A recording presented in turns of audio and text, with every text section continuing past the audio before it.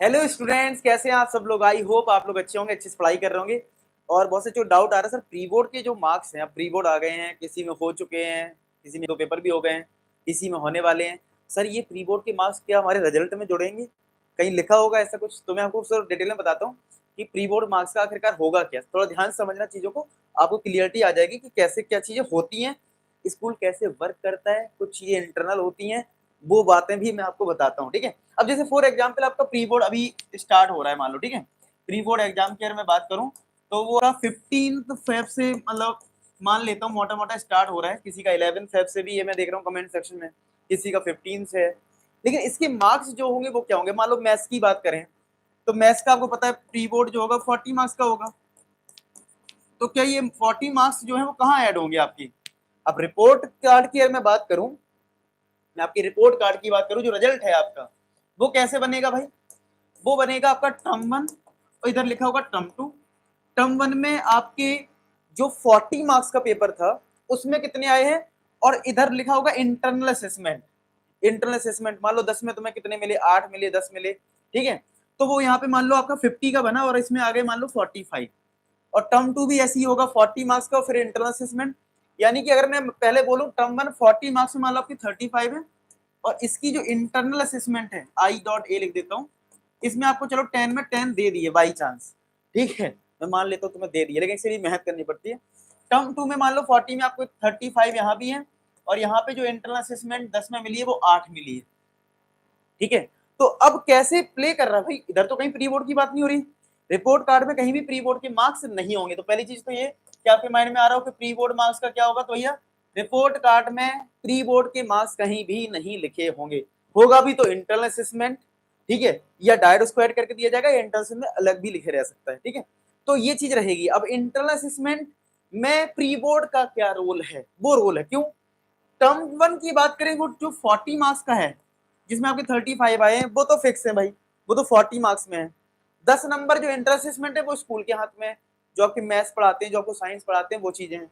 Same चीज term 2 में है। ये जो 40 मार्क्स का पेपर होगा, ये तो भाई पेपर होगा सीधा, जो इंटरनल असेसमेंट है 10 नंबर का, उस पर डिपेंड करता है। अच्छा, इंटरनल असेसमेंट में क्या होता है? आपने देखा होगा स्कूल में आपको कुछ प्रोजेक्ट वर्क दिए जा रहे होंगे, समझ रहे हो, कुछ प्रोजेक्ट वर्क दिए जा रहे होंगे, पोर्टफोलियो वगैरह दिया जा रहा होगा, साथ के साथ आपको कुछ बोला जाएगा और टेस्ट लेंगे, नोटबुक वगैरह है, ये सारी चीजों के लिए बोला जा रहा होगा। इस टाइम नोटबुक, बच्चे बोल रहे थे सर सर इस टाइम तो हम लोग नोटबुक बनाते बनाते थक जा रहे हैं। ठीक है, तो नोटबुक बनाने के लिए भी बोल रहे होंगे स्कूल वाले, प्रोजेक्ट दे रहे होंगे, ये सब चीजें हैं। तो अब मैं आपको एक ईमानदारी वाली बात बताता हूँ, ध्यान समझना कितना प्री बोर्ड आपका इंपॉर्टेंट रोल प्ले करता है। उससे पहले मैं आपको एक चीज बता दूं, जो बच्चे क्लास 10th में उनको सपोर्ट करने के लिए, जो बच्चे महंगी कोचिंग अफोर्ड नहीं कर पाते हैं, या गांव में रहते हैं, ठीक है, मतलब नहीं कर पा रहे हैं कोचिंग क्योंकि कोरोना का भी टाइम चल रहा था, तो उन बच्चों के लिए मैंने पूरा एक सीक्रेट फोल्डर बना रखा है जिसमें सब कुछ है, जो एक अच्छी कोचिंग प्रोवाइड करती है। चाहे वो फॉर्मूला बुकलेट हो, चाहे वो मार्क्स बूस्टर हो, चाहे इंपॉर्टेंट क्वेश्चन हो, चाहे प्रीवियस ईयर क्वेश्चन हो। और आपके लिए अच्छी बात यह है कि मान लो आपने पढ़ाई नहीं की, ट्रैकर भी है, ये ट्रैकर, इसको फॉलो करोगे लाइन से तब भी आप बहुत अच्छा परफॉर्म करोगे। तो ये सारी चीजें हैं आपके लिए। सीबीएसई का सैंपल पेपर भी है, उसके सॉल्यूशन भी इसमें अवेलेबल है। सीबीएसई का मैंने पूरा पेपर सॉल्व करवा दिया, बेसिक एंड स्टैंडर्ड। तो ये कैसे मिलेगा आपको? सिंपल व्हाट्सएप नंबर दे रखा है, उसमें मैसेज कर देना आई वांट सीक्रेट फोल्डर, आपको फ्री ऑफ कॉस्ट में ये फोल्डर मिल जाएगा। ठीक है, चलिए अब आते हैं इस पे। हाँ, मैं बात करता हूँ कैसे। देखो, अब मैं आपको बताता हूँ, कुछ एक्सपीरियंस शेयर करता हूँ, जो मेरे जैसे ऑफलाइन कोचिंग की अगर मैं बात करूँ, जैसे टीचर्स कांटेक्ट में मेरे रहते हैं, स्कूल में पढ़ाते भी हैं, ठीक है, तो वो बताते हैं, और मैं खुद का भी एक्सपीरियंस कुछ है। तो यहाँ पे क्या होता है, जैसे मेरी उनसे बात होती है तो वो बोलते हैं सर देखो एक बात आओ, मैं अपने स्कूल का रिजल्ट बनाना है कि नहीं बनाना है?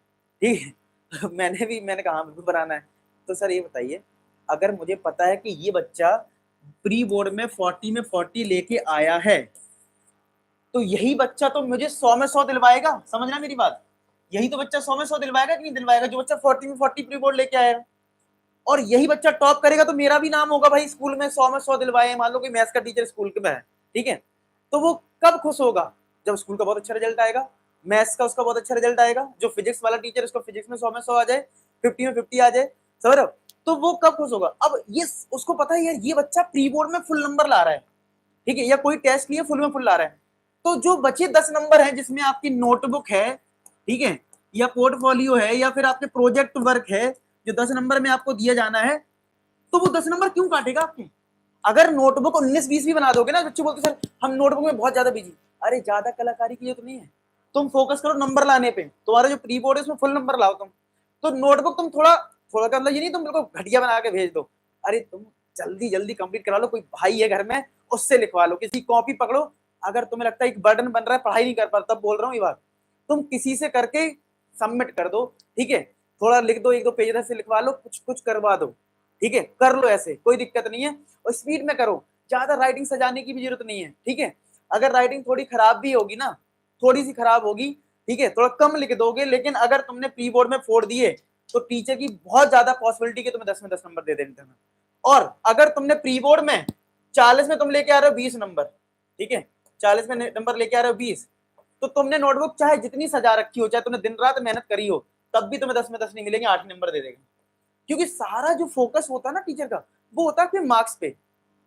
ये चीज एक्सटर्नल जो होती है ना, प्रोजेक्ट वर्क, वाइवा लेना, ये सब फॉर्मेलिटी में चला जाता है। आपने देखा नहीं है स्कूल में जब वाइवा होते हैं 12th क्लास के, मैं बताता हूँ, पहले से सेट होता है मामला कि भाई ये बच्चे हमारे टॉपर हैं, इनको फुल देने, इनको इतने देने, सब सेट होता है। मैं सही बता रहा हूँ, ये फैक्ट है। अब चाहे कोई कुछ भी बोले, ये फैक्ट है, पहले से लिस्ट सेट होती, जबकि बाहर से एग्जाम आता है, सब कुछ होता है, लेकिन सारी चीज सेट होती है।